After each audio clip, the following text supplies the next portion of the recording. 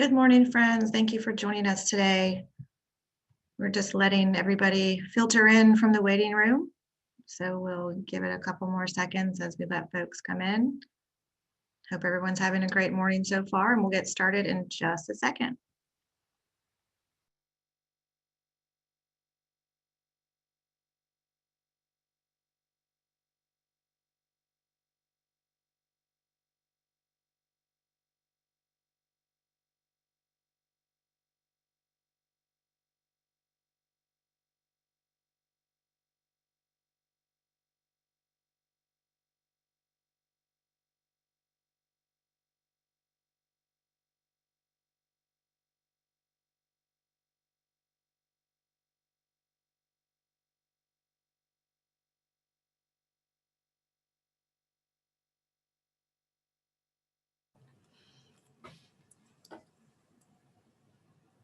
All right, good morning, everybody.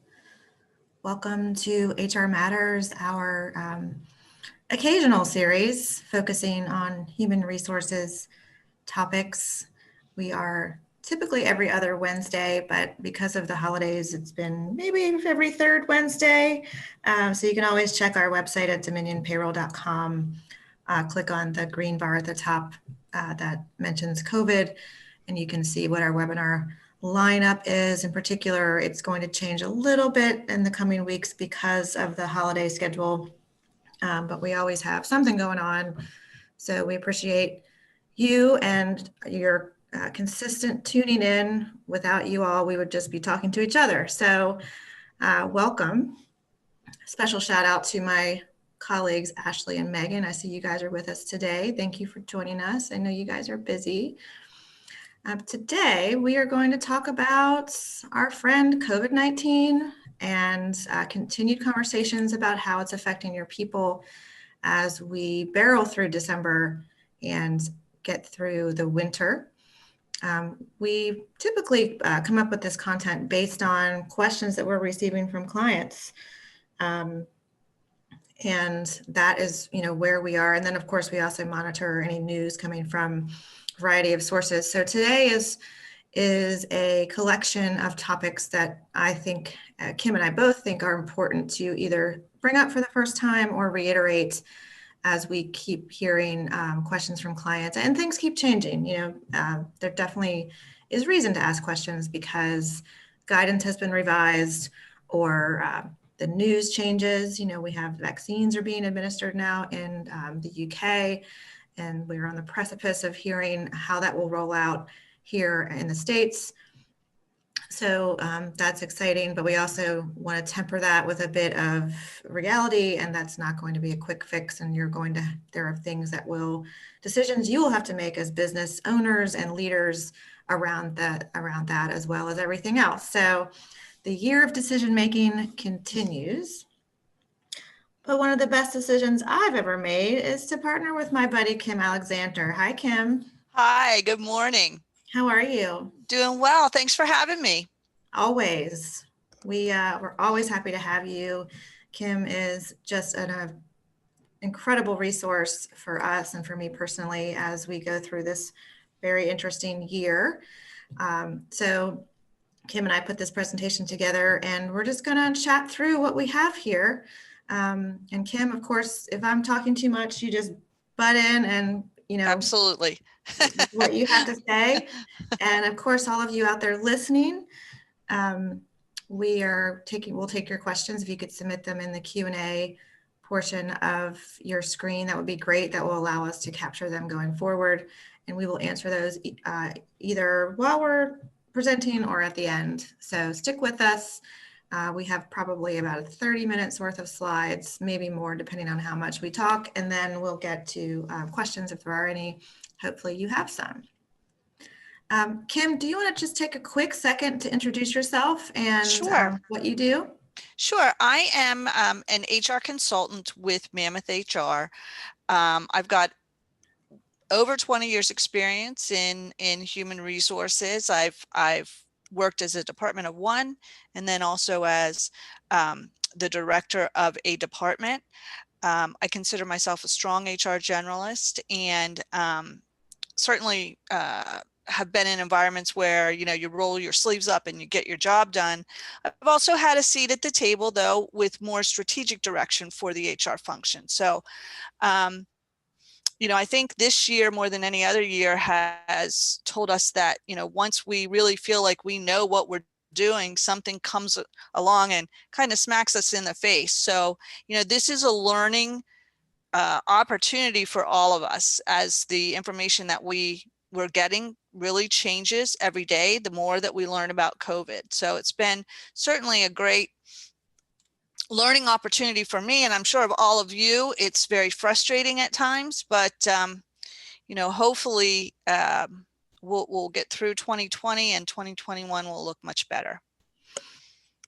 That's one of the many things I like about you, Kim, is your positive spin on. I have my moments just like everyone else.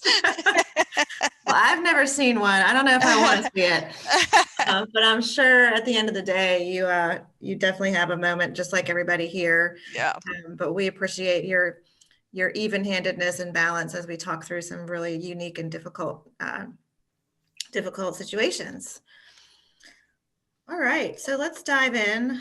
I wanted to quickly update our folks on the latest on masks. I know everybody dislikes wearing masks. It's a pain. It's just, we're all over it, and I totally get it. But unfortunately, they're still here, and the guidance is different in each state. So what we're going to go over are a couple of the states that we have a concentration of clients in. But we also know that you might be outside of some of you might be operating in a state that we don't mention today.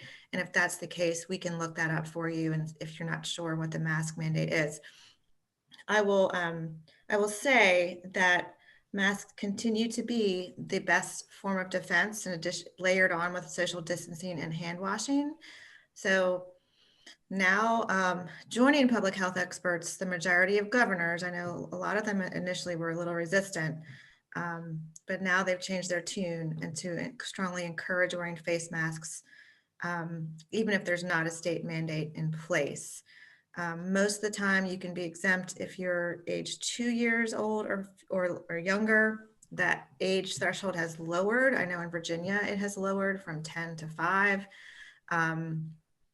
It's recommended, though, that if you have a child who's over 2, that they wear a mask in public places, which I know is tough. But in any case, it's just worth it just to do it. I know everybody is tired of it, but it's a relatively inexpensive, quote unquote, easy way to help stop the spread. Kim, anything to add before I dive into the state-by-state guidance? Yeah, I think that one thing I would just remind all employers is that you can have your own safety standards. So if you as an employer require a mask and an employee is refusing to do so, you can discipline up to and including termination of employment. Now, the exception to that would be if the employee has some sort of disability or health reason why wearing a mask would cause them harm. You can then go through the interactive process to learn what, in fact, you know, what other type of accommodations can be made. You know, try the shields, try anything that you can regarding a face covering before simply accommodating by not wearing a mask. Right, that's a great point. So you can supersede your state or local mandate in your own office. That's your kingdom, and you can do what you want there, considering your specific circumstances. So good point. Thank you, Kim. Okay, so Virginia, we do have a state mandate in place that it was initiated May 29th. It was updated in November to lower that age requirement for face coverings from 10 to 5 years old. So this is for indoor public spaces and while using public transportation. That said, your workplace is not a public space, so you can have a policy in place for that that you can enforce, like Kim said. Tennessee, we have a lot of clients in Tennessee. They don't have a state mandate in place, but the governor has advised individuals to take personal responsibility when it comes to face coverings in public, especially in indoor spaces and when social distancing is not possible, but there's no statewide mandate. However, multiple counties across the state have initiated mask mandates. And again, just because you're not considered an indoor public space, you are an indoor space typically, and so it would make sense to institute a policy in line with this. Texas, we have an office and clients in Texas, excuse me. Again, indoor public spaces is a requirement, as well as in outdoor public spaces when physical distancing measures are not possible. So there's a little bit of subjectivity there. Children younger than 10 years old are exempted from the mandate, as are individuals with certain medical conditions. Counties with fewer than 20 active COVID-19 cases can apply for an exemption. Hopefully there are counties out there that still have that number of cases, that small number. Florida, we have quite a few clients in Florida. There is no state mandate, and the governor has suspended all fines and penalties associated with not adhering to COVID-19 related restrictions. So local leaders really there's not a lot of teeth to enforcement in Florida. And so, so take that for what it is. But again, as a business owner and leader, you can require your employees to wear masks in your workplace. North Carolina, there is a state mandate in place. Governor Cooper announced November 23rd that individuals in the state must wear face coverings when in indoor or outdoor public spaces and around non-household members. Face coverings are now required in schools and when exercising at gyms, building on the state's initial June mandate. The order makes exceptions for children under 5 years of age and those with certain medical conditions. So North Carolina has tightened up as of recently. So if you're operating there, make sure you understand what's required of you, and then of course make decisions for your own workplace that are in line with that would be my best advice. And this one, the outdoor public spaces for this one doesn't have the caveat around when you can't social distance. So I'm not sure if that is, I need to actually look into that and see if that is actually the case or if it's just any outdoor public space. And Colorado does have a mandate. Since July 20th, individuals in the state have been required to wear a mask in indoor public spaces and when using or waiting to use public transportation. The mandate makes exceptions for those 10 years and under and those with certain medical conditions. So again, if we did not cover your state, we can certainly research that for you if you're not familiar with the current policies, because I know things have changed and things might continue to change. We have, I know here in Virginia, I would be surprised if our governor didn't come do a press conference sometime soon to make some additional changes. So keep your eye on the news, and we will certainly do our best to keep you updated. I'm going to take a quick question from my friend Mark Young about masks. He says, do the mask mandates go into my company's pandemic response plan, or do I need to redo my federal state employee handbook? What do you think about that, Kim? Well, first of all, I would not put these COVID-19 policies into your handbook. And the reason being is that they're temporary. It doesn't seem like it right now, but we're going to get out, we're going to come out on the other side of this. So I don't recommend putting a temporary policy into your handbook. So that's number one. With respect to the mask mandates, I would say most likely, yes, your pandemic response plan, but I'd reach out to your local OSHA office or even your workers' comp for specific guidance on that. So is the guidance they're seeking whether or not it should go into the plan, or what the actual policy how it should read? Are you asking me, Lesley? Yes, sorry. Yeah. I think I interpret Mark's question as, should we put that information on the mask mandate into the plan? And I'm thinking yes. but that's kind of outside my wheelhouse. So I would recommend that they reach out to, again, local OSHA or workers' comp for specific guidance on whether or not it goes into the plan. So again, from a policy standpoint in your handbook, this is a state mandate. This does not apply to the expectations within your workplace. So I would say no, it doesn't need to go in your handbook for one reason. And then the second reason is it's temporary. We don't want to place temporary policies into your handbook because you're going to be updating them all the time. I would recommend a COVID-19 addendum that can be updated, but then once COVID is past us, the addendum becomes obsolete, essentially.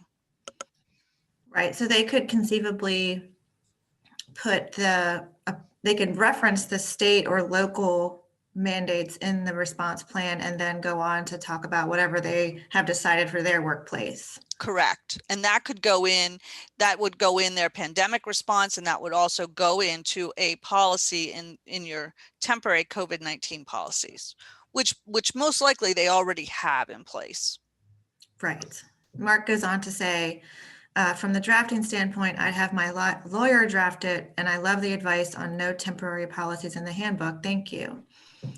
You are most welcome. Of course. Yep. Yeah, Kim, as long as I've known Kim, she's been very clear that we don't put temporary policies in the handbooks. So, and that continues. So even though, like she said, it doesn't feel like it's temporary, hopefully we'll get to a point where it's behind us. Okay, so shifting gears to 4 steps to take if an employee is diagnosed with COVID-19. So I get calls almost daily from clients who have a positive case or a presumptive case where someone is experiencing symptoms and they are awaiting a test or think they've been exposed. You know, there are kind of some different permutations here, but we're going to go through 4 steps to take and elaborate on that a little bit. So the first one would be to notify, well, really the first one is to make sure that employee is not in the office. That's sort of an unspoken step 1 or step 0. Step 1, though, would be to notify employees. So as we all know, time is of the essence, and we're not notifying employees because you want to tattle on somebody or create a panic. It really is a mathematical problem, which is as soon as this virus finds a host, it starts to replicate, and then that person within a couple of days is contagious. So it's time. It's not about spreading the news so much as it is stopping the spread of the virus. So basically what we're saying here is to notify the appropriate employees about a potential exposure in the workplace. Of course, you're not supposed to identify who the person is who is sick or thinks they're sick.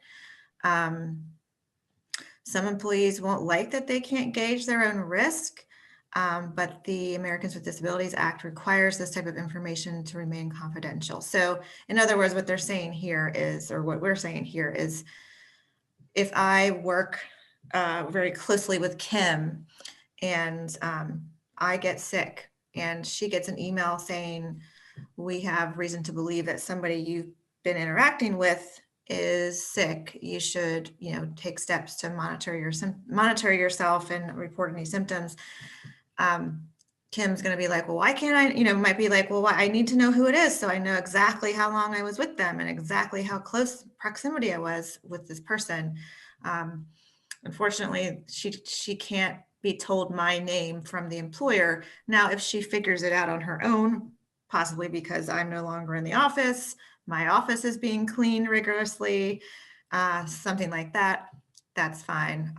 Just make sure that you're not the one to reveal the information and don't drop any hints. And I know a lot of you are in small offices, so just do your very best. What else do you want to add to this, Kim? Yeah, I think that, so you're absolutely right. You can't share the person's name. Many times you're going to figure it out, but the question is, from an employer standpoint, you want to encourage employees to really do their own risk assessment, right? And is that coming up on the next slide, or am I jumping the gun? No, here? Go ahead and jump in. So you want to encourage them to do their own risk assessment. So what is that? Okay.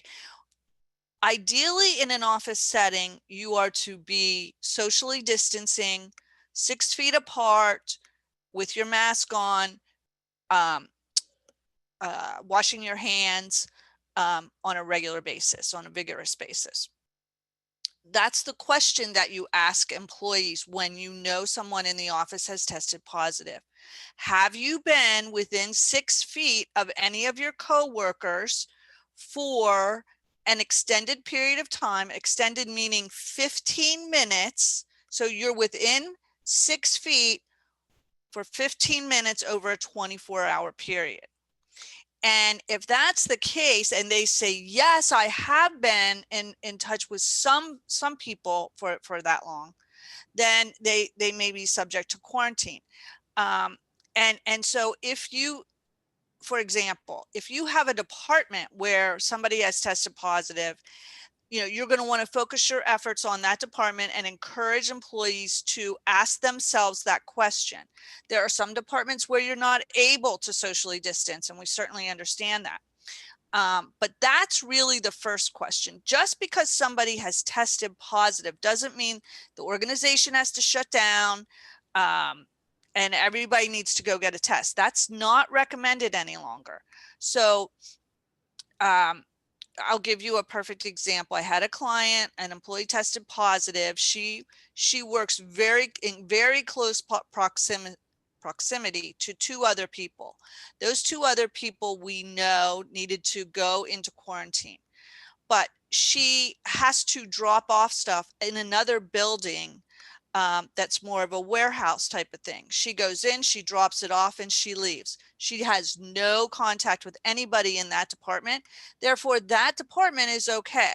So the first question, from notifying your employees, but encouraging them to do a risk assessment. So I lied. That was the topic of the next slide. Okay, well, we'll just reinforce it. Yeah, well, I realized though that these 2 steps, because when you're choosing who to notify, say you have multiple offices or different departments that are physically located in different spaces, and aren't you, as leaders, aren't you also supposed to assess sort of who needs to know and who doesn't? Correct. Absolutely correct. And so that's part of the conversation when you talk to your employee who has notified you they've tested positive. Have this conversation with them.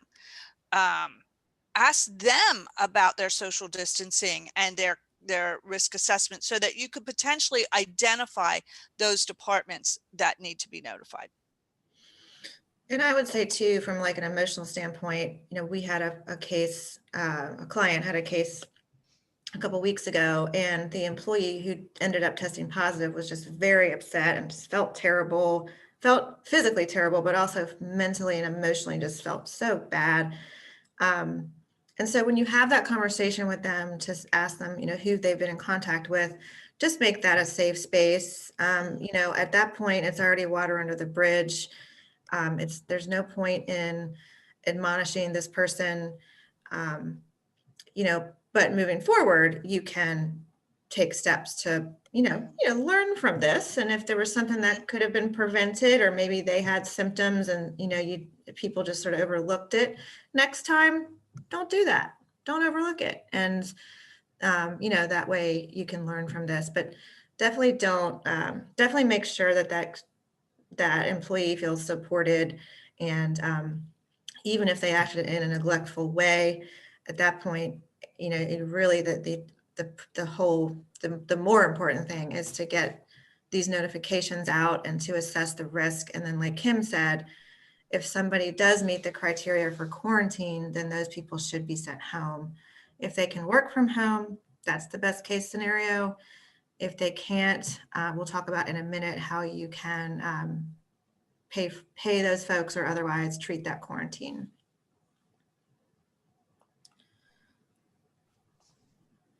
Okay, so step 3 is around cleaning.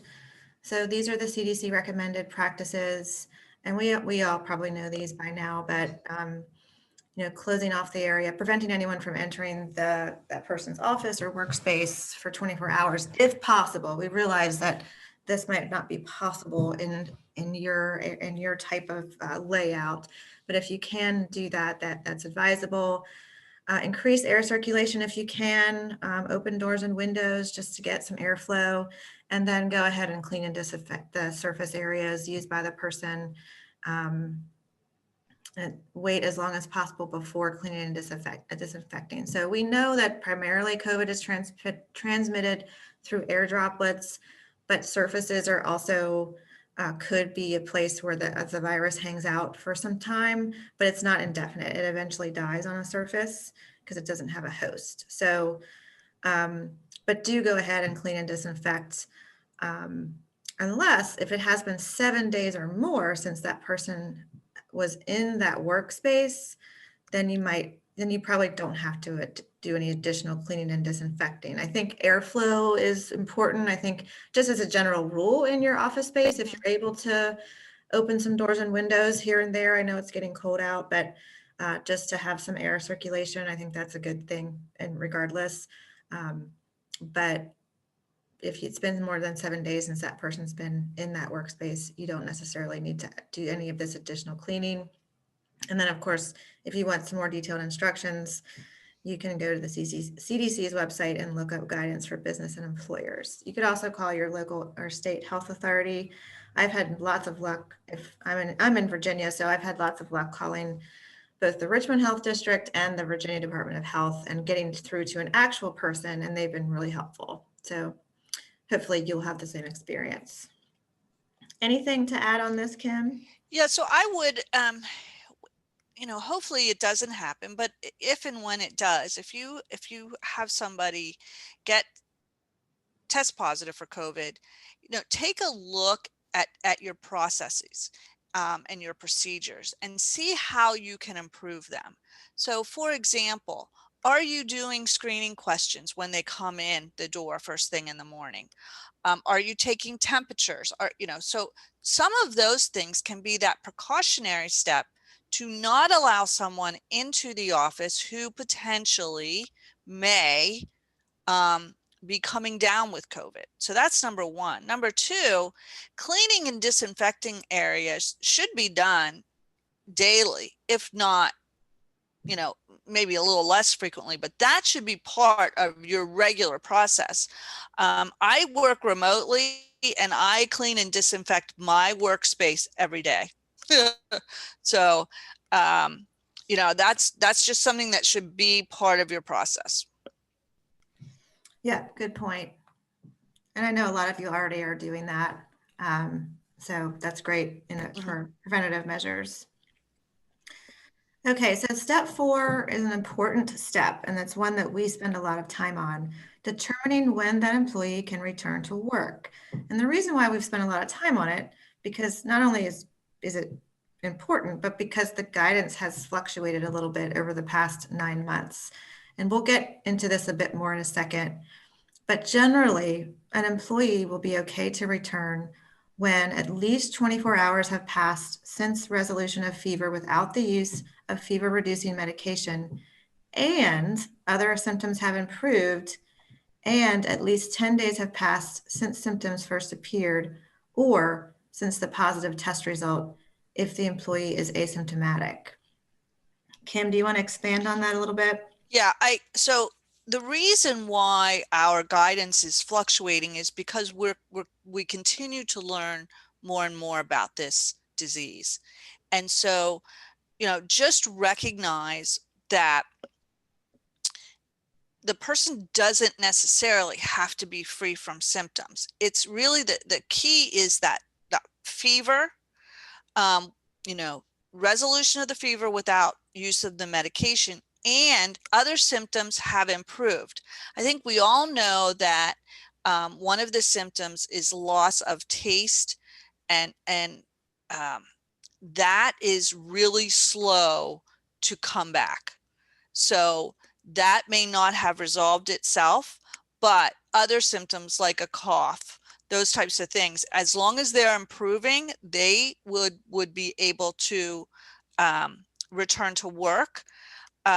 It's okay to get a doctor's note in that circumstance if the person still has like a cough, that the doctor can say it's okay for them to return to work. You can require that.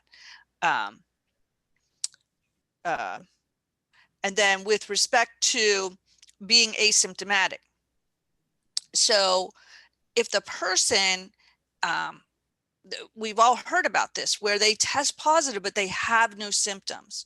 Well, if it's been 10 days from that and they remain asymptomatic, they can return to work.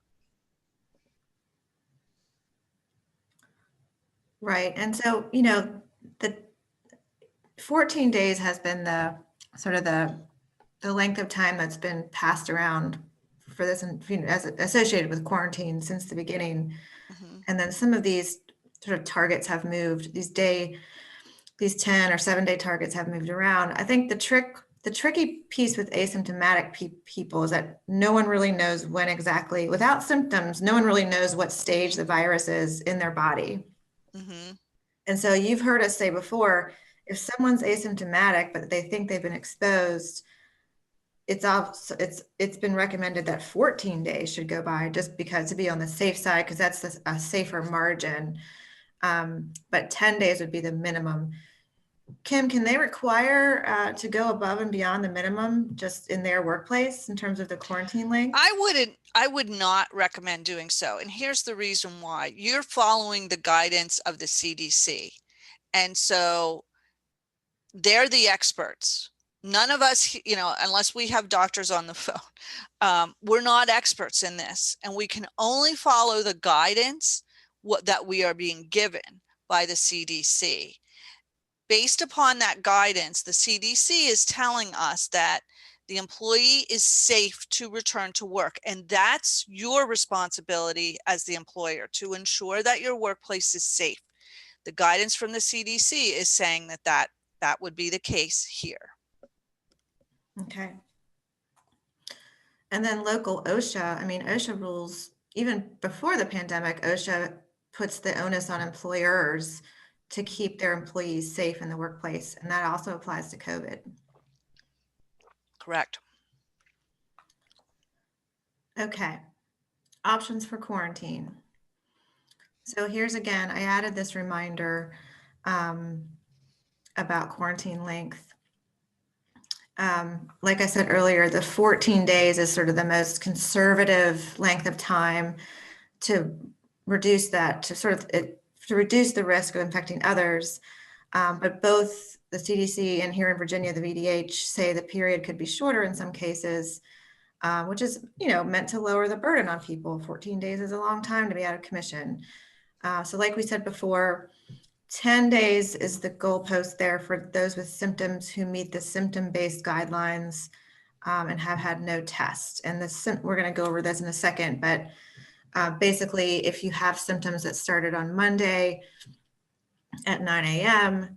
and you wait 10 days, even without a test, that the CDC considers that you to be free and clear and able to come out of quarantine. 7 days is the rule for those with symptoms with a negative diagnostic or rapid test performed on or after the 5th day following exposure. So there's a little bit of math to be done there. So if I was around a sick person on Monday morning, if I take a test the next day, what they're saying here is that test might not be accurate. The disease needs some time to incubate in order for the test to pick it up. So the guidance there would be, in that case, I would not go into the office. I would stay home and take a test in 5 days, on or after the 5th day following exposure. I know that's tricky because sometimes people don't know they've been exposed. So that's, you know, one of the reasons why we're still here 9 months later is that piece of it. But if someone does think they've been exposed, this is the guidance. And then if they get that negative test, then I think what they're saying, Kim, do you interpret this as 7 days from their exposure day or 7 days from the test? The way that I interpret that is, so those with symptoms who come back with a negative diagnostic test, As long as that negative is on or after the 5th day following exposure, if they've quarantined for 7 days, they should be able to return to work. Okay, yeah, that's what I That's thought. my interpretation. Right, so it's a little bit shorter in that case, if you can get that test. In Virginia, the emergency temporary standard that the governor put forth last summer asked that you get 2 negative tests outside of 24 hours apart. So as far as I know, that still stands in Virginia, and that seems to be the case still. So we will double check on that, but this is what this is the CDC minimum. So the way it's working with, just as a sidebar, with states and localities, states and localities can go above and beyond the CDC recommendations if they want to, but this is the CDC is the baseline. Yeah. And what they're saying here, they did issue a statement that said the safest option is still to quarantine for 14 days after your last exposure. Any quarantine shorter than 14 days balances reduced burden against a small possibility of spreading the virus. So, yeah, so let me add to that. So I might have misspoken on the last slide. I wouldn't require more than 14 days though. So I would use 14 days as the, the baseline. They are basically, saying that there is evidence that people can return to work. There is a little bit of risk. It's a little bit of risk. It's very similar to sending your child to school. Schools are not a high spreader of COVID-19. We know that from the data that we have. So yes, there is the reduction in quarantine, but you as an employer can require the 14 days. My advice would be not to require additional time over and above that, because you want to follow the CDC. They are the experts. no, I don't think you misspoke necessarily. I think that do you think if an employee would an employee have a claim if they were required to quarantine for 14 days as opposed to the 10 or the 7 that we have I here? don't think so. I don't think so based upon that last quote there. The safest option is still to quarantine for 14 days after last exposure. So no, I don't think so. But I'm not an attorney either. Yeah. But my guidance would be probably not. I mean, I think what they're trying to do is provide they're trying to shave off a couple days, right? Because, particularly for the people who can't work remotely, who are paid for the time worked as opposed to, salaried employees or people who have paid time off that they can use. Every day counts. So they're trying to whittle this down to the minimum number of days based on the circumstances. And I think in making a determination of, what approach are you going to take as an employer, take a look at your safety precautions that you have in place. Are you socially distancing? Are folks wearing masks? Are they regularly washing their hands? If you have an environment that allows for that, most likely this reduction in quarantine would be okay. Again, because you're mitigating the spread just by your safety measures. If you're not, if your office doesn't allow for it, for whatever reason, the 14 days might be a better approach. Right. And we'll talk in just a second about how to pay your employees during those 14 days. Quick question in the queue. Mike says, we have told our parents and staff that they need to wait no less than 4 days for a test. So it should be no less than 5 days. So Mike, I know it's been a shifting target. The day 5 is the one that I've seen the most recently. Whether or not one day, give or take, is going to make a difference, I don't know. But the 5th day rule is the one that I've seen the most recently from the VDH and the CDC. Lisa says, as I knock on every piece of wood in the room, we have not had any positive cases reported. I assume, yeah, I know. I assume it is because we have very few people actually working in the office. Is there any reason to ask our folks who are working remotely to report symptoms or positive testing? They have all received our workplace guidelines. I don't think this is my opinion. No, if they are not in the office, there's not necessarily a reason for you to ask about symptoms. If they are, most likely, if they are, so sick that they are not able to work, they're going to notify you, and that's when the conversation can happen. Right. Yeah. So if they're even if they're working remotely and they're unable to work because they're sick, then you can treat it like any other time when they're out sick or out on Correct. PTO. Like, Kim is just not available today, and she would set her out of office, and that can be the end of it. If she wants to tell people, she can. But if she's truly been working from home and it's not working from home and then coming in one day a week, if it's truly 100% working from home, then she does not have to report symptoms unless she wants to. All right. So I said earlier, or just a minute ago, you could pay your employee while they're out for that. Either they're having symptoms or they're awaiting a test or both, or if they're trying to run out the clock and not get a test. There is still some emergency paid sick leave available via the Families First Coronavirus Response Act. As of now, it still sunsets on the 31st of this month. We are waiting to hear from Washington if that will be part of the next stimulus package. We probably won't know that for, I don't know, probably another week or so. But as of now, employees who work for companies, including nonprofits with fewer than 500 employees, are entitled to this leave. It is their right as an employee, and you need to honor it if they request it, if they meet the eligibility. So, that's the key there. But for the most part, if they're sick or have symptoms or awaiting a test, then they are eligible.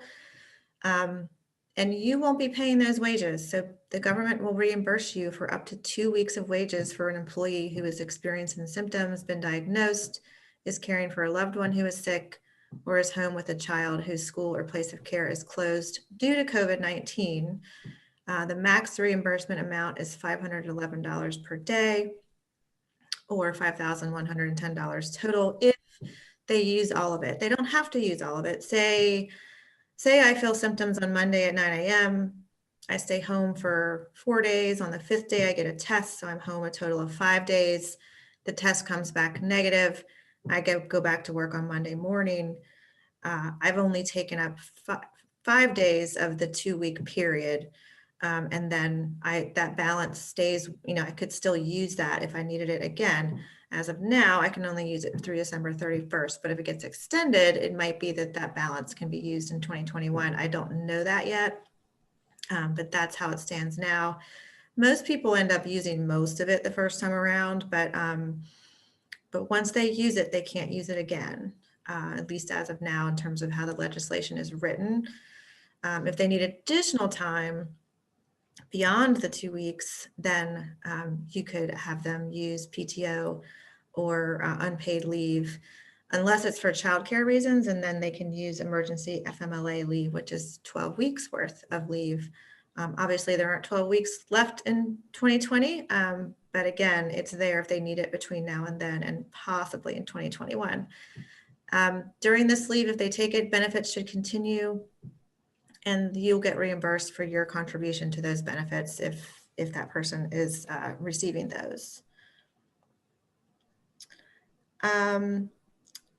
If you have more than 500 employees, or your employees already have exhausted the emergency paid sick leave, they can take any PTO that they have available to them through your existing policy, or you can offer them unpaid leave. We would recommend putting that in writing if you do unpaid leave, just to make sure everybody's on the same page.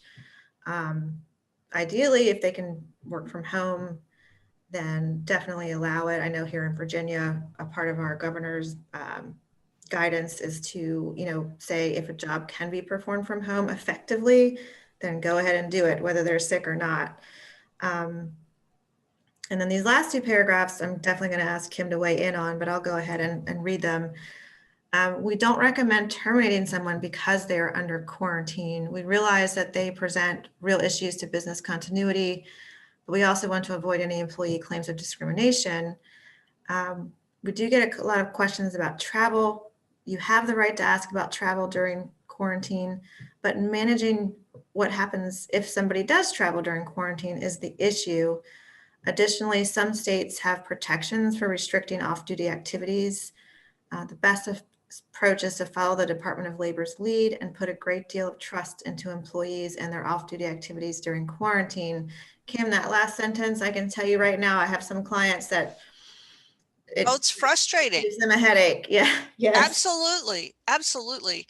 And so this is where we would be hopeful as employers that as we educate employees as to what they need to do to ensure that they're safe to return to work, that they take it seriously. And it's going to be more difficult because we're in the holiday season now, and people want to travel to be with their families, be maybe with larger gatherings, larger amount of people, and there is increased risk in that. I think there is a danger, though, if you in restricting, unless your state has a mandate with respect to restricting travel, it's going to be difficult for you to do so. Okay. And so one of the ways that you could potentially address this is if somebody is going to travel, okay, they're saying, hey, we're going to go to, let's just, pick a state. I'm going to Pennsylvania for a week to visit my family. Well, that should send a red flag to you as the employer. You could have a policy that basically puts in that 14-day quarantine. So rather than asking for a week off, they're asking for 3. And you could basically turn down the request for leave because it's too much time away from the office, if in fact that's the case and they can't work from home. The danger here is that they won't be honest with you if that's the case. And so, I think that your best approach as an employer is to really educate your employees as to the risks of traveling, particularly in those high risk states, and what that outcome could mean. Provide the guidance that the CDC has with respect to holiday gatherings, restricted to 10 people, outside if possible, socially distance, wear masks, and hopefully the employees will make the right decision. That's really, it's so tough when, they want to take a week off, and then if the employer is asking for another 2 weeks away from the office, what if they have a job that can't be performed remotely? Right. And in that case, you can deny the leave. And if they choose to do it anyway, you could discipline accordingly because their leave was denied. We just have to, the approach that I'm taking with clients is to educate your employees as to the risks. And certainly they don't want to become sick with COVID-19 and expose their family as well. We are going to be able to celebrate soon, but we just have to have the patience to get through this so that, family members are healthy for 2021. So what options are available to them if someone goes ahead and says, you know what, I'm going to take, say I request a week off, and my employer says, okay, that's fine, but you have to quarantine for the 2 weeks after that, and my job can't be performed from home. What if, and you said that if I do it anyway, I could be disciplined. Well, it comes down to whether or not you have that policy in writing and the employees have acknowledged it. That's first thing. Second thing, if you as an employer say, okay, well, you're gonna go, you've told me you're taking that week off and you're traveling. I'm telling you, if I don't have a policy in place, I'm telling you, then you're going to need to quarantine for 2 weeks when you come back. If that's the case, and they are not able to work from home, then that would be, they could use any paid time off that they have available. It could be an unpaid leave during that time, or potentially they would be eligible for unemployment if they're not receiving any paid leave. All right, so let me flip the script another way to slice and dice quarantine. Say somebody thinks that they have been exposed, they go ahead and quarantine for 14 days as just like sort of the outside number here. And, you know, they have, you know, reasons to believe that they should be quarantining, whether that's potential exposure or some symptoms or something like that. So they take 2 weeks off. Say I'm paying them either through federal wages or through PTO, or even if I'm not paying them, but it's more fun to say that I'm paying them. And I see, or they admit to me that during that 14 days, they went to a wedding or traveled or attended a party with more than 10 or 20 people there. What recourse do I have then? Because then presumably the clock would need to reset, right? I mean, if Correct. Yeah. And I think started on Monday and they went to a party the following Saturday, then that pushes things out another week. Again, this is where it's very dicey for employers, and I can understand the frustration. I think that, you know, particularly in states where there's protections for restricting off-duty activities. So, you know, potentially if they went to a wedding that had over 10 people, you know, that's one thing. You could potentially discipline because they're not following the state's mandates. But you're really getting into some weeds there as an employer, and I would question, you know, how you're going to monitor that, right? And so I think, again, the best recourse would be to educate them as to what the quarantine means. What does it mean? And you know, when they return, take a look at your safety policies. Make sure that you're asking those screening questions, take temperature, and you know, allow them to return if they are not presenting any symptoms. If they tell you that they have done these things and it violates, you know, the CDC guidelines, the state mandates, you could potentially discipline. I would probably contact legal counsel if I was going to move to terminate. So, right. And so termination being the nuclear option, what types of discipline do you see fit in the interim? Well, I think you really have to look at your internal practices.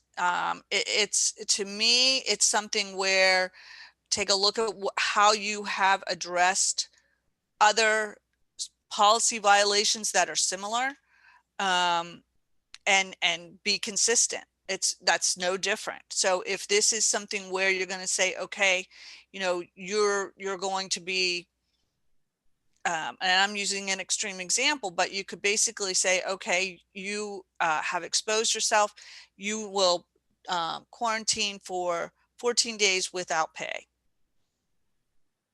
That could be a potential. During which they could apply for unemployment? Yep. Now, here's the caveat being that they're being disciplined. And so the thought being, assuming that unemployment is working a bit better, the organization is going to get a notice, which they could basically say, no, Right. They are employed, they are receiving disciplinary action. Right. So you would think they would be denied. But I will tell you, and here again, let's not lose sight of the big picture here. This is, unemployment is still struggling from what I understand based upon. So would this eventually catch up to the employee? Maybe, but it also when you might find yourself that this person's eligible, and you as an employer could fight that. But you know, that's just kind of the, we all know of the burden that unemployment is going through right now. Right. I mean, it's not there for employees who voluntarily separate from their compensation, essentially.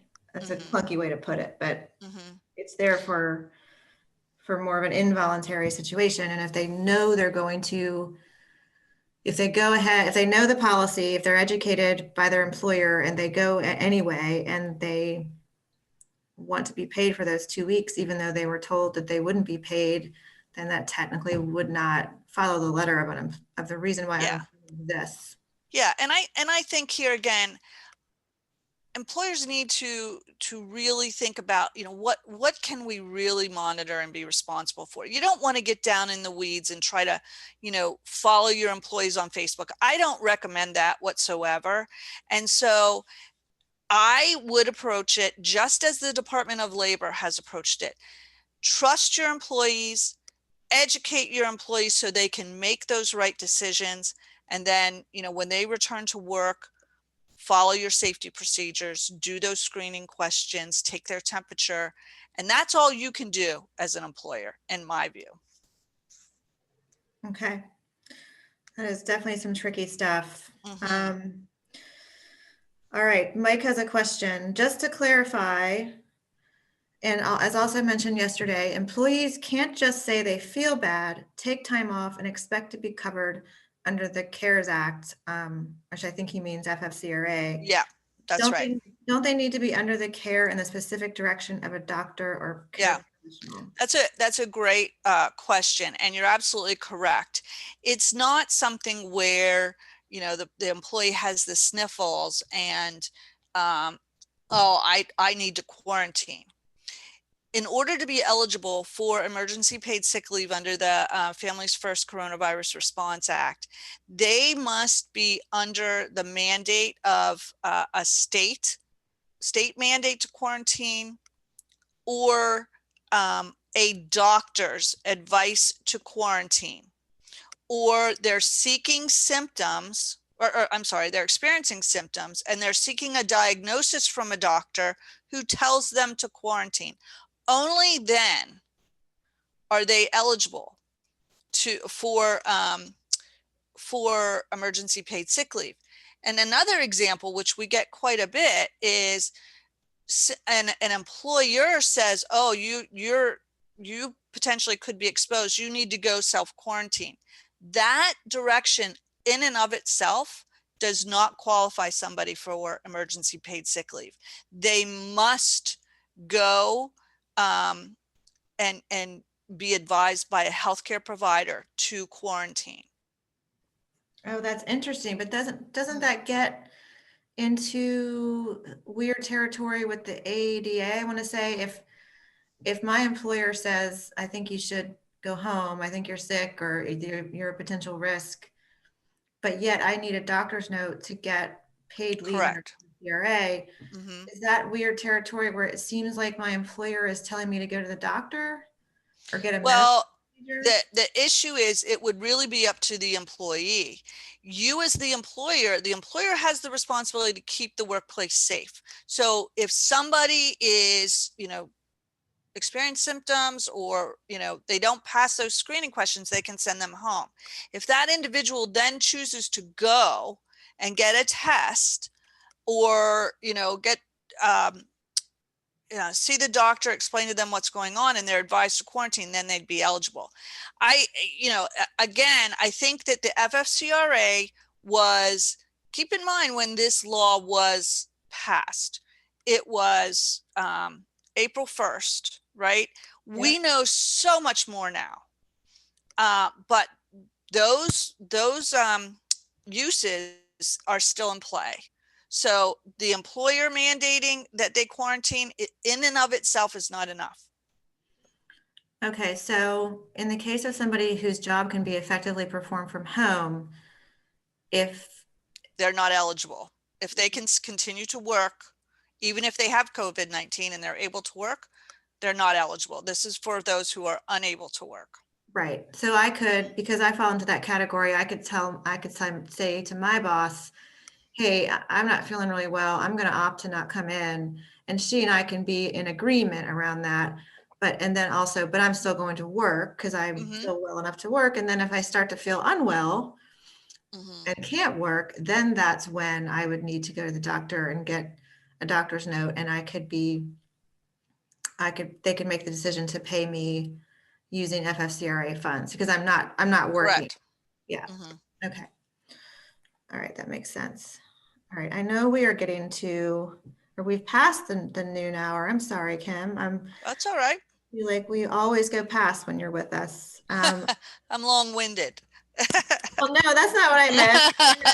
I meant that we just have so much to talk about. So if you're okay to stay on, that'd be great. If not, I can Yeah, fly solo. sure. All right, so earlier we talked about different strategies for returning to work, and these also have been moving targets. The one that's preferred by the CDC now is called the symptom-based strategy. And that's where we mentioned this earlier, that's really where time is the true factor here.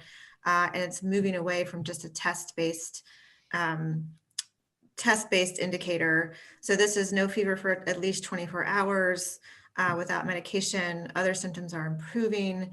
And then 10 days have passed since their symptoms first appeared. And then if people who are severely ill with COVID might need to stay home for longer than 10 days and up to 20 days after symptoms first appeared. Like Kim mentioned earlier, loss of taste and smell may persist for weeks or months after recovery and need not delay the end of isolation. So Kim, why do you think this is now preferred to the other strategies? Well, I think that it's probably because I think, and again, I'm not a doctor, but this my thoughts are first that number one, we had probably early on people getting tests that were false negative. They were tested too early, and then eventually their symptoms appeared. So it's more about the symptoms and measuring the time for that. That's my thought process. All right. So yes, because most people I know, their first instinct is to go get a test. Absolutely. Right. So moving on, and I just got to, I know some of you have to move on with your day. So we will post this recording and these slides on our website in the COVID-19 section by the close of business today. So if you need to hop off, this will all be available on our website in a few hours. An acceptable strategy by the CDC is a doctor's recommendation. So, the burden on healthcare is something that we all know, but if you can get a doctor's note, you could potentially, if the employee can get a doctor's note, you can potentially require that um, as your, decision-making factor for letting them back in the office. Yeah, and I think the difference here is rather than asking for a doctor's note to stay off of work, this is about asking them to return. So remember, some of those symptoms aren't going to necessarily disappear, but they're improving. And your doctor's note will basically give you the documentation that that is the case. And then the test-based strategy, now we say here it's no longer recommended by the CDC. It used to be for ending as a way to end self-isolation. And then, like I said, in Virginia back in July, the guidance was that they wanted you to obtain 2 negative COVID-19 tests 24 hours apart, in addition to that end of fever and improvement in symptoms. The CDC is now discouraging this strategy. Recently, they have stated that accumulating evidence supports ending isolation and precautions for persons with COVID-19 using a symptom-based strategy, which we talked about 2 slides ago. This update incorporates recent evidence to inform the duration of isolation and precautions recommended to prevent transmission of SARS-CoV-2 to others while limiting unnecessary prolonged isolation and unnecessary use of laboratory testing resources. They went on to state that a test-based strategy is no longer recommended to determine when to discontinue home isolation, except in certain circumstances. Now, like I said, most people I know, as soon as they think that they might have been exposed or have symptoms, the first thing they want to do is get a test. So how do we as employers and leaders reconcile this guidance? Well, I think that, look, you're always going to fall back on the guidance from the experts. And right now, we know what the CDC is advising us, and they're advising us differently from the beginning of the pandemic, because now they know more about this disease. They know, they also know, they have more data to base decisions on. So you as an employer, I recommend that you follow the symptom-based approach. It's then up to the employee, really, what they want to do.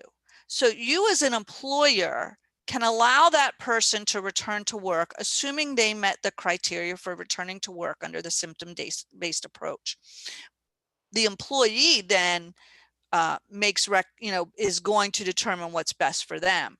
The point here is for you as an employer not to require a test. You don't want to get into that. If they are experiencing symptoms, they stay out of your workplace. That's your responsibility. Okay, that's interesting. So it's Mhm. the the employee's responsibility or decision to whether or not to Go get give a test. tested. Mhm. Now, can they be paid for the time that they go get a test? Yeah, if they're experiencing symptoms and going to get a diagnosis, that does fall under the FFCRA, or the emergency paid sick leave. Right. Mhm. So, and then the time it takes to get those results back, they need to Yep. stay out of the office. Because they're waiting for the diagnosis. Right. And that's the whole reason for the legislation in the first place, is just Mhm. to keep someone paid, but also away from other people. It Mhm. seems counterintuitive to pay somebody for not working, but that is just the situation we're in right now. Mhm. My thought when I saw this CDC going away from test-based strategy, I think they started to distance themselves from it in the summer, was that the CDC was trying to, well, I had some more nefarious theories that are based in personal politics, but we'll go into those. But basically that the testing numbers that we were seeing in the news weren't necessarily indicative of actual cases because of those false positives. And that could have been absolutely, I'm not 100% sure, but I've also heard where if someone went in, tested positive, came back, and then had they needed 2 positive tests or whatever, it counted as 2 separate cases versus just one. Right. So, I think that may be true, but I think the other approach, again, as they learn more about this, is that they're trying to free up the labs, free up the tests, so that they're there for those who need it. Right.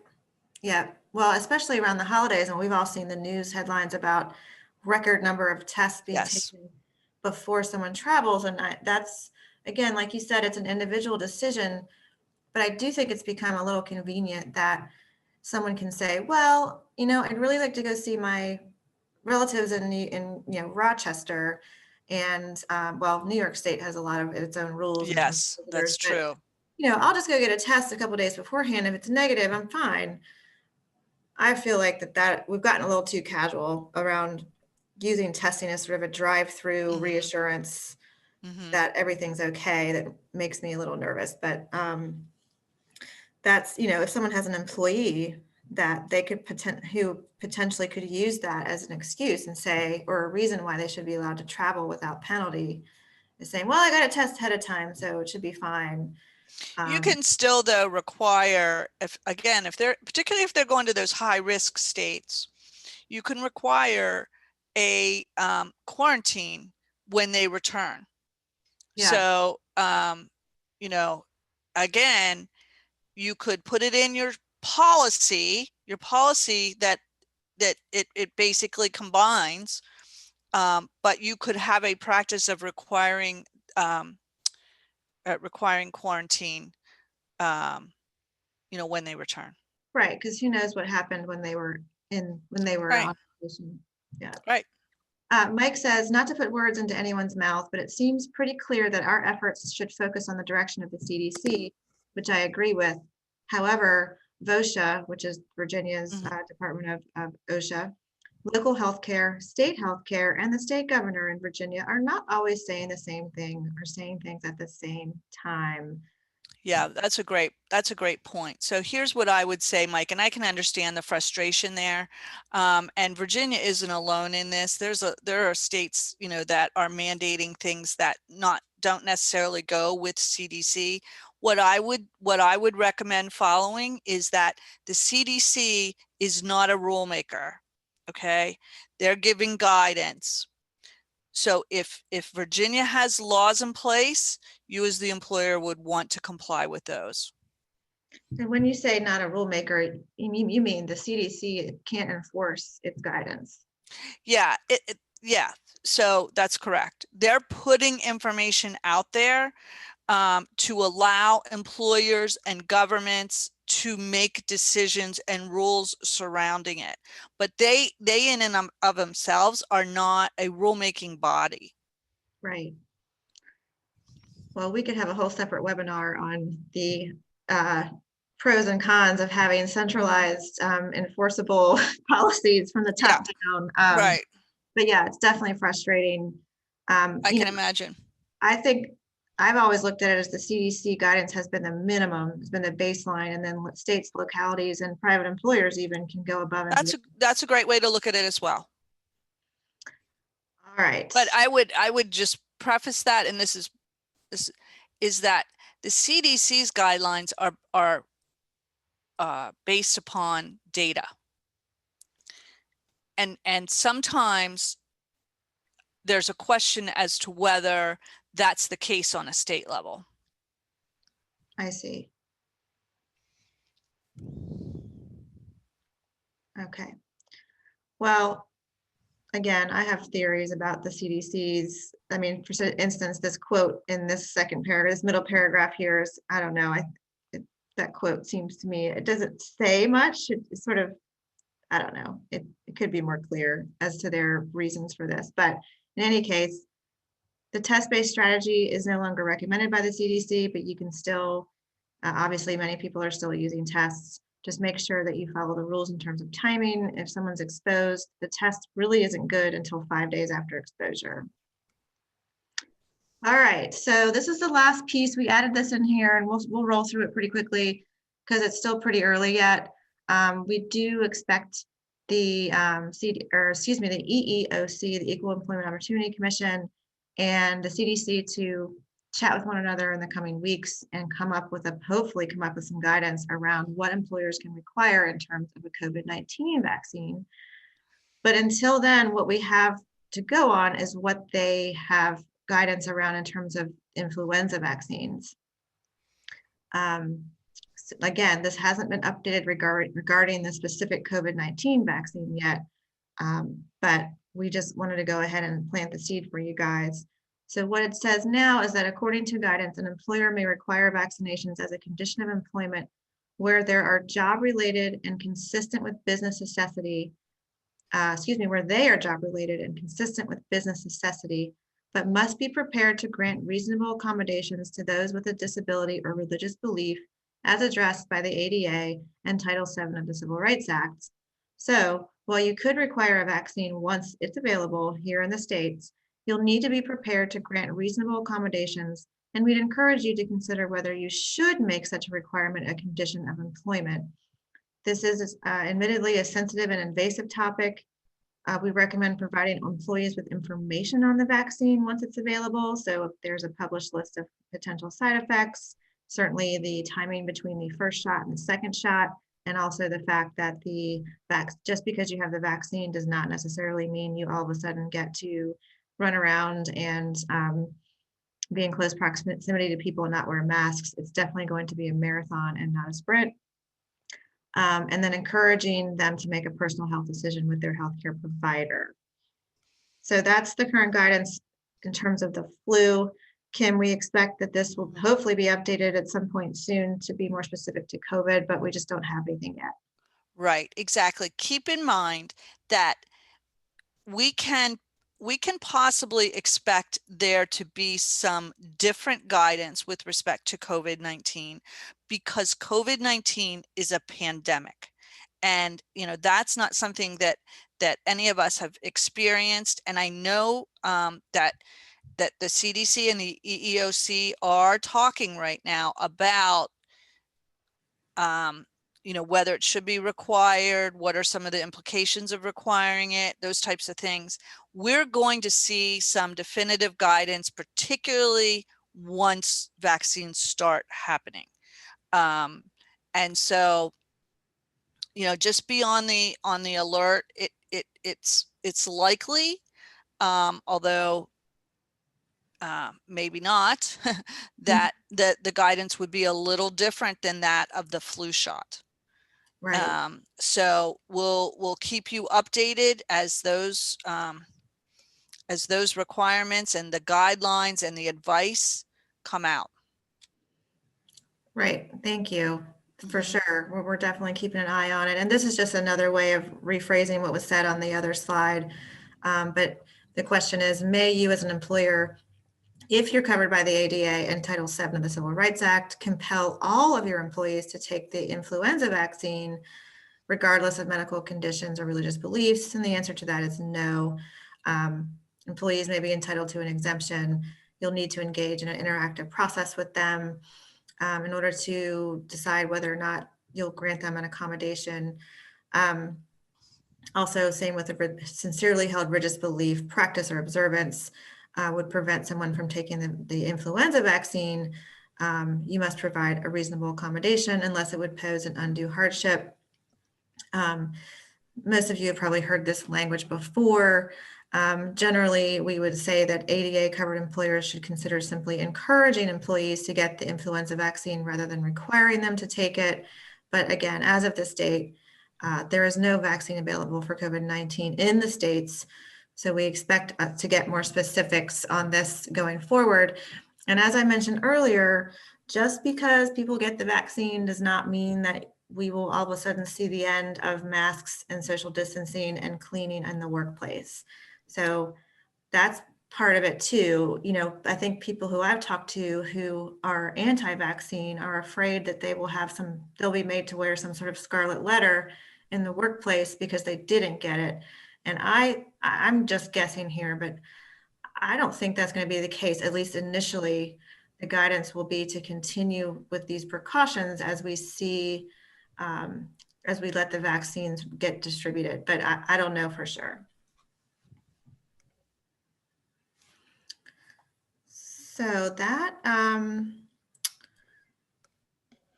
we have additional information here. Because a vaccine is akin to a medical examination, for which it must be job related and consistent with business necessity. So yeah, that's another way of looking at it under the ADA, is that a vaccine is a medical procedure. And you've got some parameters here around your decision-making process as to whether or not you can require it. It must be job related and consistent if you do require it. So just some guidance here, but again, we don't know exactly what's going to come out in the next several weeks around COVID. And then the upshot is that we recommend that vaccinations be made voluntary, unless, of course, you're in healthcare or education, and these are, you'll get guidance from your specific industry leadership in that case. And as always, seek guidance from an attorney if you wish to require employee vaccinations outside of industry requirements. If you are required to have vaccinated employees based on a law or contract, then it is a different matter and you can enforce your policies. If your practice is for the health and safety of clientele, not just your employees, but your clientele, then you would need to gather facts and ensure that you can prove the lack of vaccination presents a clear and present danger to others. So that's an interesting nuance there. Mike asks, just curious, are vaccines for smallpox and measles, et cetera, mandated? I don't think so any longer. I honestly, let me just preface that. I really don't know. But, you know, I know that, you know, certainly in the healthcare field, there are certain, you know, certain shots that are required. But Well, I'm not aware. yeah, I mean, I'm thinking of all the shots that we get, you know, as young children, you know, Bella and all those, you know, the scores of, you know, vaccinations that little kids get. I don't know if they're, I mean, I think the assumption is that you would opt in and you'd have to make a case for opting out. I don't know though. That's a great question. Yeah, that is a great question. I'm not sure if schools require it, or I honestly don't know. Well, certainly schools require a vaccination record. I know that because I have a 6-year-old. So, you know, if it's a, you know, but she goes to public school. So yeah. And I will say that it's been a very long time since my kids were in school. So things may have changed. I'm not sure. Yeah, that's a great question, Mike. I'll have to look into that. Well, lots more to come on the vaccine. We just thought we'd mention it today. Thanks you guys for your questions. If you didn't get a chance to submit one today, or if you log off and all of a sudden something occurs to you, you can send them to questions@dominionpayroll.com and we'll do our very best to answer them as best as we can. And then a quick plug, shameless plug, we do have an Instagram giveaway going on right now. So if you're on Instagram, look us up at Dominion Payroll, and we have some really great products from clients that we would love to deliver to you just in time for the holiday.